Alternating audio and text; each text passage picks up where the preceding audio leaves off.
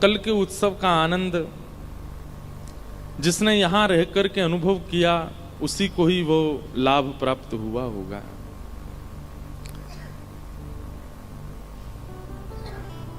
हमारे ब्रजमंडल में दधी काना होता है ठाकुर जी के मंगल जन्मोत्सव पर, और विशेष रूप से किशोरी जी के जन्मोत्सव पर हमारे दत्त धाम में तो जूस काना होता है।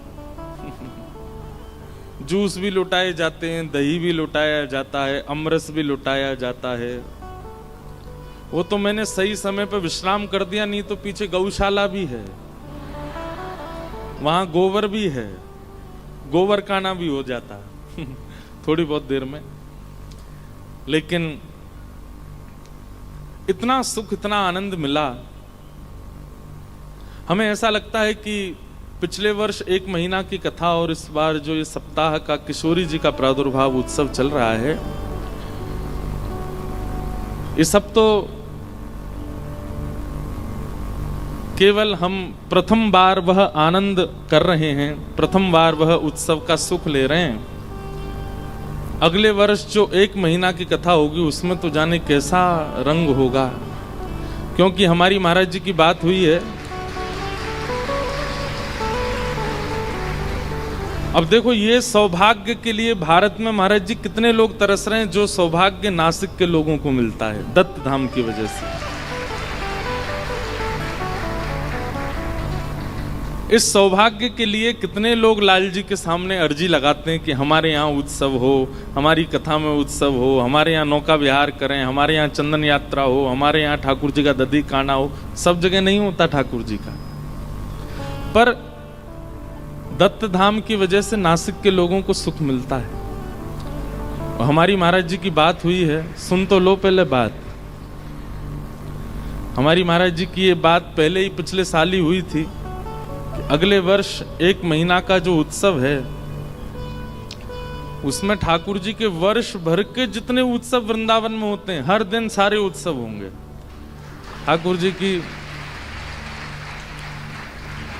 ठाकुर जी की होली भी होगी, ठाकुर जी की छठी उत्सव भी होगी, ठाकुर जी का जन्मोत्सव भी होगा, ठाकुर जी की गोवर्धन पूजा भी होगी, ठाकुर जी की दीपावली भी होगी, ठाकुर जी की नौका विहार भी होगा, ठाकुर जी का जल क्रीड़ा महोत्सव भी होगा, ठाकुर जी की छाक लीला भी होगी, ठाकुर जी की वन लीला भी होगी। सारी लीलाएं एक साथ 1 महीना के उत्सव में करने का भाव होगा। कोई भी इधर ना देखे, सब इधर देखो। अभी लाल जी नहीं आए, लाल जी जब हम उतरेंगे तब आएंगे। अभी सिंहासन आया है तो अभी हमें ही देखो। 2 दिन से रोज वर्षा हो रही है और ठाकुर जी वैशाख में ही श्रावण प्रकट कर रहे हैं। तो कल महाराज जी से भाव रखा, महाराज जी 2 दिन से वर्षा हो रही है, मानो ठाकुर जी ऐसा संकेत कर रहे हैं कि भीगवे को मन कर रहा हो मेरो। नहीं तो इस मौसम में इतनी वर्षा का कोई प्रावधान है नहीं। मौसम फिर बन गया, देखो अभी होने वाली होगी थोड़ी बहुत देर में, और नहीं होगी तो ठाकुर जी तो आज भीगवे आ रहे हैं यहाँ पे कथा के बाद में। और विश्राम में ठाकुर जी का आज यहाँ पर जल क्रीड़ा महोत्सव होगा। आप सबसे हमारी प्रार्थना, सब लोग अपने अपने स्थान से दर्शन करना। लाला मेरो डर जाएगो, छोटो सो बारो सो लाला है। आज उनका सुख यहाँ होगा, जल क्रीड़ा करेंगे ठाकुर जी। तो पहले तो हम लोग श्री जी का थोड़ा यशगान कर लें और फिर उसके बाद में विश्राम में जल क्रीड़ा के 1-2 पद गाएंगे। फिर हमारे प्रेम जी सुनाते रहेंगे थोड़ी देर और लाल जी को यहाँ जल क्रीड़ा कराएंगे। ठाकुर जी भीगेंगे आज जल में और हम सब हमारे वृंदावन में तो होता है स्नान पूर्णिमा पर। और ये अभी यहाँ तो वर्षा हो रही है, हमारे ब्रज में तो बहुत भयंकर गर्मी है। ठाकुर जी को चंदन पहराते हैं, ठाकुर जी को गीले वस्त्र पहनाते हैं, ठाकुर जी को फुब्बारे में नवाते हैं, फूल का बंगला बनाते हैं, लाल जी को गर्मी ना लगे। उष्ण काल के ये सब उत्सवों के क्रम हैं। तो आज जल क्रीड़ा होगी और हम लोग पदगान के द्वारा ठाकुर जी का मुखोल्लास करेंगे। फिर कल भी उत्सव होगा, परसों भी उत्सव होगा, रोज ही उत्सव है। बस एक दिन कथा का समय 6 बजे से महाराज जी शाम को कि क्या पूर्णिमा को यही समय रहेगा 3 बजे से। हाँ, तो पूर्णिमा को विशेष उत्सव है, हमारे दत्त प्रभु की पालकी यात्रा भी होगी और फिर नौका विहार का भी कोई ना कोई योग बनेगा ठाकुर जी का। तो पूर्णिमा को लंबा सत्र चलेगा, कथा होगी, फिर कथा के बाद में पालकी और नौका विहार का क्रम भी होगा। तो ये सब भाव हैं। आज ठाकुर जी जल केली करेंगे श्री जी के साथ में।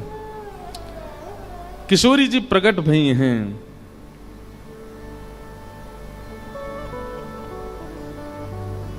आहा, लली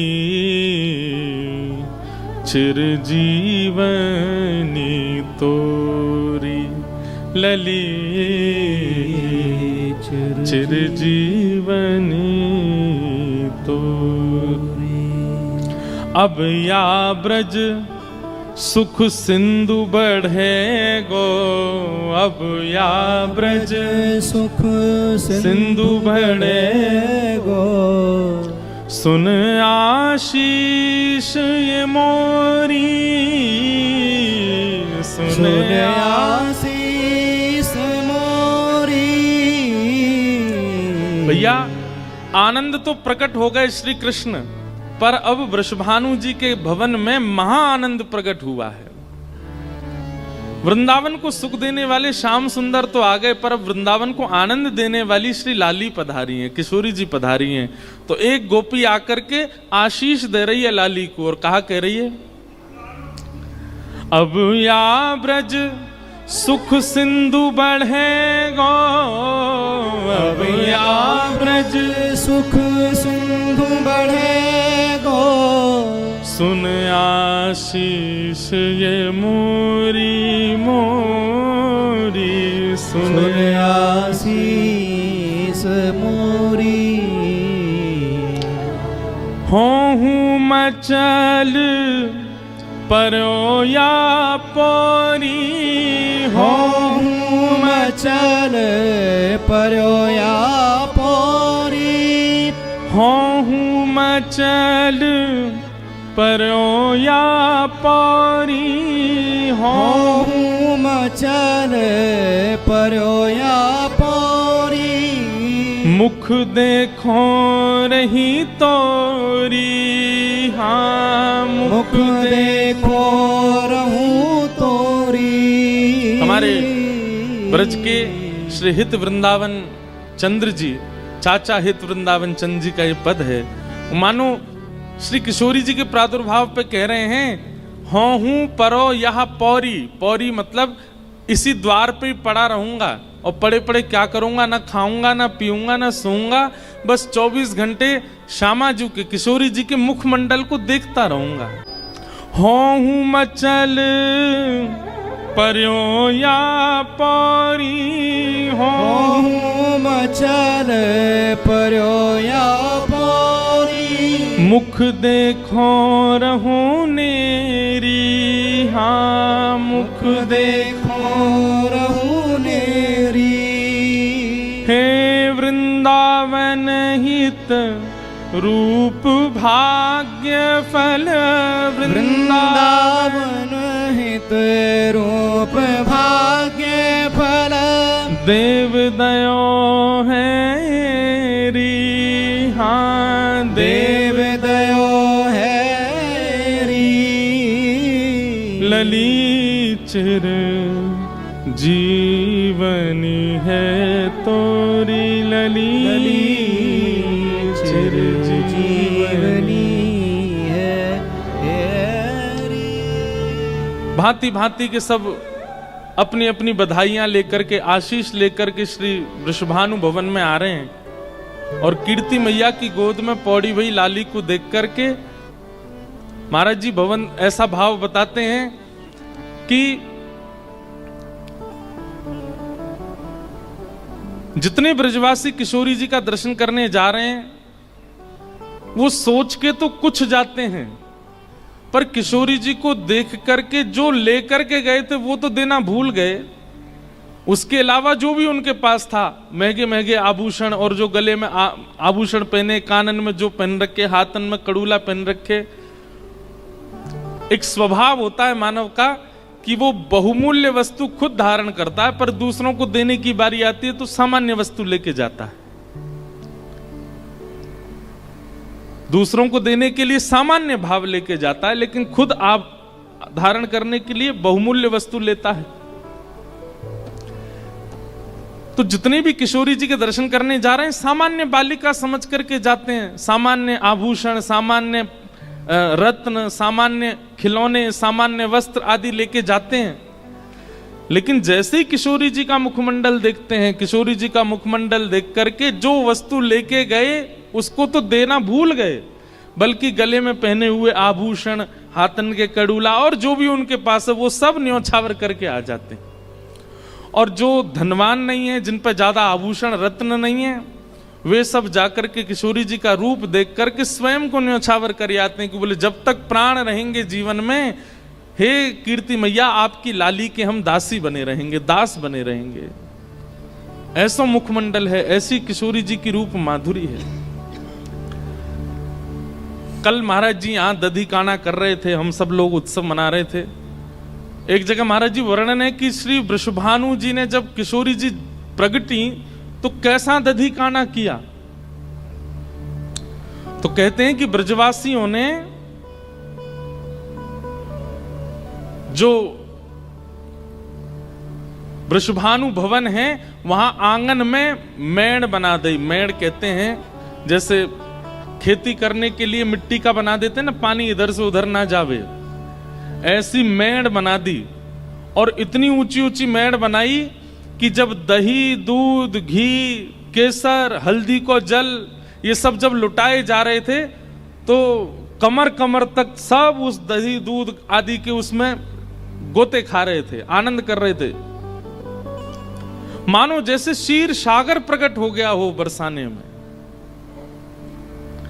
और तभी सब ब्रजवासियों ने जाकर के वृषभानु जी को लिया और बीच में खड़ा करके उनके पेट पर एक सुंदर सा पटका ऐसे लपेट करके एक तरफ कुछ लोगों ने पकड़ा, एक तरफ कुछ लोगों ने पकड़ा, और वृषभानु जी को पकड़ करके जैसे समुद्र मंथन में बीच में पर्वत रख करके देवता और दैत्य मंथन कर रहे थे, ऐसे ही वृषभानु जी को मध्य में खड़ा करके एक तरफ से ब्रजवासी खींचे, दूसरी तरफ से, और वृषभानु जी बीच बीच में घूम रहे हैं और सब कह रहे हैं कुंवर किशोरी जन्म लियो है, राधा प्यारी जन्म लियो है, बधाई हो बधाई हो। और वृषभानु जी के चित्त में ऐसा प्रेम प्रकट हो रहा है। हमारे वृंदावन के रसिक जन वर्णन करते हैं कि भाई शीर के बीच में, उस सुंदर दधी के बीच में वृषभानु जी मानो पर्वत बने हैं और ये सब ब्रजवासी मंथन करता देवता बने हैं। और मंथन करके श्री वृषभानु जी के चित्त से प्रेम प्रकट कर रहे हैं, आह्लाद प्रकट कर रहे हैं, आनंद प्रकट कर रहे हैं, उमंग प्रकट कर रहे हैं। और वह सब प्रकट करके श्री वृषभानु जी रत्न जवाहरात और जो जो उनकी आंखों के आगे आता है सब लुटा रहे हैं ब्रजवासियों को। अद्भुत आनंद हो रहा है। आहा, इतने में ही महाराज जी एक पद लिखा आज हमने, और पद इस भाव से लिखा कि नंद बाबा और यशोदा मैया को पतो चली कि वृषभानु भवन में लाला भयो है, लाली भई है। तो अपने 1 वर्ष के लाला को तैयार करके यशोदा मैया अपनी गोद में लेकर के खूब सारे रत्न जवाहरात आदि लेकर के बरसाने जा रही हैं लाली को दर्शन करने के लिए। आहा, आए नंद रानी आए नंद राय ले, बधाई संग रानी वास, नागरिया मिली रानी रानियों विनोद में। श्री नंद बाबा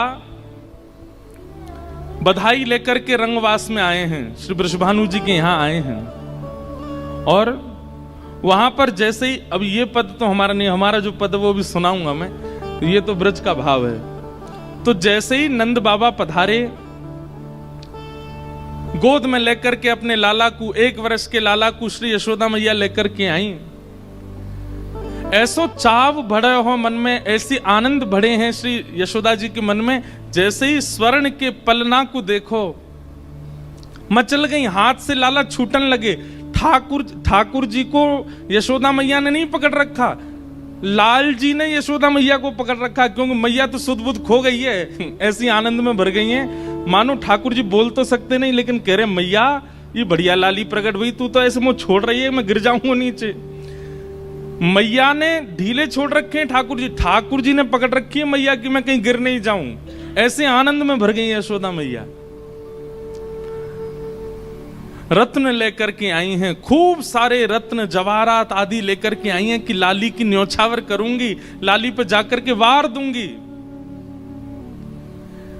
लेकिन जैसे ही कीर्ति मैया की लाली श्री किशोरी जी को देखो, उनकी रूप माधुरी का दर्शन करके यशोदा मैया के मन में खेद हो गया। आप कहेंगे खेद क्यों हो गया?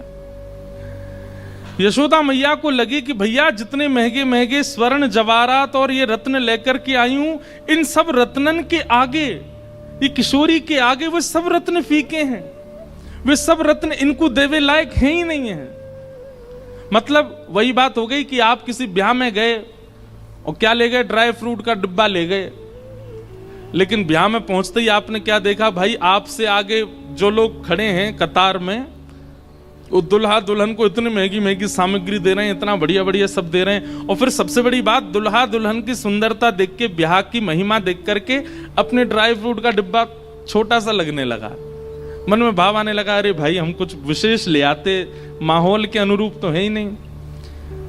नंदरानी यशोदा और नंद बाबा बैलगाड़ियों में भर करके रत्न लाए हैं, लेकिन किशोरी जी के मुखमंडल को देख करके यशोदा मैया को खेद हो गया कि अरे या लाली की सुंदरता के आगे सब रत्न फीके हैं, मैं कैसे उन रत्नन को या को न्योछावर करूं।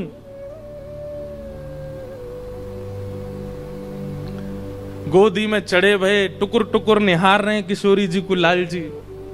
और जैसे एक छोटा बालक होता है ना, 1 वर्ष का बालक, उसके हाथ पैर स्थिर हो जाते हैं, तो 1 वर्ष का बालक उसके आगे उससे भी छोटा बालक ले आओ तो उसके गाल पकड़ता है, उसकी नाक पकड़ता है, उसकी ठोड़ी पकड़ता है, उसके केस छूता है। ऐसे ही ठाकुर जी इशारों कर रहे हैं कि नेक मुंह पास ले चलो मैया, मैं इनके गाल पकड़ लूं। लेकिन यशोदा मैया और मां होती तो अपने लाला को दे देती, लेकिन यशोदा मैया के मन में आ रही है कि कहीं ये लाला इतना उद्यमी है, कहीं जोड़ते नहीं खींच ले, ऐसी कोमल सी लाली। यशोदा मैया के मन में आई कि भैया कहां दूं या लाली को, रत्न सब फीके लग रहे हैं किशोरी जी की रूप माधुरी के आगे। तभी महाराज जी एक पद आया मन में कि यशोदा मैया ने ठाकुर जी के किशोरी जी के रूप को देख करके क्या दिया। गोदावरी मैया की कृपा से और श्री दत्त भगवान के चरणों में आज एक पद लिखा है, क्या कियो न्योछावर लाला माई, कियो न्योछावर लाला। आप लोगों को पता नहीं समझ आया कि नहीं, यशोदा मैया ने क्या किया। बोले रत्न तो सब रखे हैं बैलगाड़ी में, तभी मैया की दृष्टि पड़ी गोदी में लदो भयो नील मणि, नीले नीले ठाकुर जी। यशोदा मैया के मन में आई कि भैया वो सब रत्न फीके हैं, मेरे हृदय को सबसे बहुमूल्य रत्न तो ये है, मेरी गोदी में चढ़ो भयो है। यशोदा मैया ने लाला को दोनों भुजान में लेकर के और किशोरी जी के ऊपर 8 बार बार करके श्री ठाकुर जी को ही चरणन में पधराई दिए। बोले यही सबसे बढ़िया रत्न है। कियो गइयों सब लोग न्योछावर लाला माई, कियो न्योछावर लाला माई। भानु भवन लाली प्रगटी सुन, भानु भवन लाली प्रगटी सुन, भानु भवन लाली प्रगटी सुन, भानु भवन लाली प्रगटी सुन, भयो प्रमोद अगाधा माई, भयो प्रमोद अगाधा माई, कियो न्योछावर लाला माई, कियो न्योछावर लाला। और मणिमाणिक रतन सब लाए, मणिमाणिक ब्रज बनिता, विवाह पद लग गाई आई, विवाह पद लग गाई आई। क्या हुआ? बोले कि जैसे ही ठाकुर जी पौड़ाए हैं किशोरी जी के बगल में, तो जो जन्म के पद गा रही हैं, वो जन्म के पद गा गा के विवाह के पद गाने लगी कि दुल्हन ऐसी है, दुल्हा ऐसो है, घोड़ा ऐसे हैं, बारात ऐसी है, मंडप ऐसो बनो है, फेरा ऐसे चल रहे हैं, ये सब पद गाने लगी। यशोदा मैया सुनकर के बोली, अरे कीर्ति मैया, ये लाली जन्मी तुम्हारे घर, और ये देखो सबरी भोरी भारी हमारी ब्रज की सबरी गोपी, देखो ये ब्याह के पद गा रही हैं। सब गोपी बोली, मैया यह बातें कौन नहीं जाने, पूरा ब्रजमंडल जाने कि लाला जादनाते जन्मो वैदनाते, सबन के मन में भाव है कि अगर वृषभानु जी के लाली भई तो इन दोनों की ही जोड़ी बनेगी, और आज वो दिख रही है तो फिर क्यों पीछे हटें। सब विवाह के पद गाने लगे और महाराज ऐसा आनंद उन्मोद हो रहा है, इतने में ही किशोरी जी के नेत्र खुल गए। और जैसे किशोरी जी के नेत्र खुले, इतने आनंद में भर गए सब लोग। यहां ठाकुर जी मानो धीमे धीमे अपना मुख घुमा करके किशोरी जी के चरणन से लगा रहे हैं, किशोरी जी ठाकुर जी के चरणन से लगा रही हैं। आहा, आए नंद राय ले बधाई रंग रानी वास, नागरिया मिली रानी रानियों विनोद में, कीर्ति ने लाली लेके दई गोद यशोदा के, सुनो, कीर्ति ने लाली लेके दई गोद यशोदा के, यशोदा ने लाला दियो कीर्ति की गोद में। कैसा उत्सव है रो है? बोले कीर्ति मैया ने लाली पलना तो उठा करके यशोदा मैया की गोद में ले दे दी, और कीर्ति मैया अपनी गोद में लेकर के लाला को बैठी हैं। ये छवि देख करके सब ब्रजवासी आनंद में झूम उठे हैं। इतना आनंद है रो, इतना सुख है रो है। महाराज जी एक कथा हमारे ब्रज में ऐसे सुनाते हैं कि श्री किशोरी जी के जन्म के बाद किशोरी जी ने बहुत दिनों तक अपने नेत्र नहीं खोले, बहुत दिनों तक नेत्र नहीं खोले। मंद मंद मुस्काती हैं, जैसे छोटा बालक उबासी लेता है ऐसे मुख भी खोलती हैं, और कभी कोई रुदन का भाव होता है तो रोती भी हैं, पर नेत्र नहीं खोलती हैं अपने।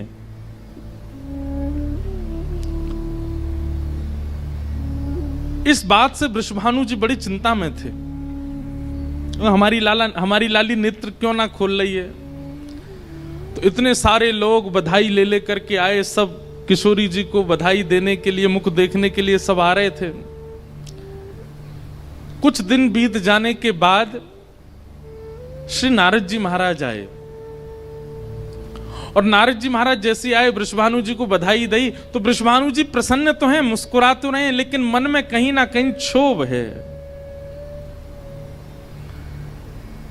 नारद जी बोले, हे वृषभानु जी, आप इतने मंद हृदय के क्यों लग रहे हैं, क्या बात है? आपके मुखमंडल की प्रसन्नता तो अद्भुत होनी चाहिए, पर आपके मुखमंडल पर मलिनता देख करके ऐसा लगता है कोई चिंता है आपको। तो वृषभानु जी बोले, लाली को जन्म भयो है, खूब सुख, खूब आह्लाद और खूब उत्सव है रोए, लेकिन पता नहीं क्यों जादनाते लाली भैया वाने अपने नेत्र नहीं खोले। हंसे, मुस्कावे, रोवे, उबासी लेवे, लेकिन नेत्र नहीं खोले। तब नारद जी महाराज बोले, मुंह को अपनी लाली को दर्शन कराए तूने। नारद जी महाराज जैसे ही गए, सुंदर स्वर्ण के पलना में किशोरी जी पौड़ी हैं, और जैसी नारद जी महाराज ने जाकर के किशोरी जी को दर्शन किया है, स्तब्ध हो गए, मानो जैसे समाधि सी लग गई हो देख करके।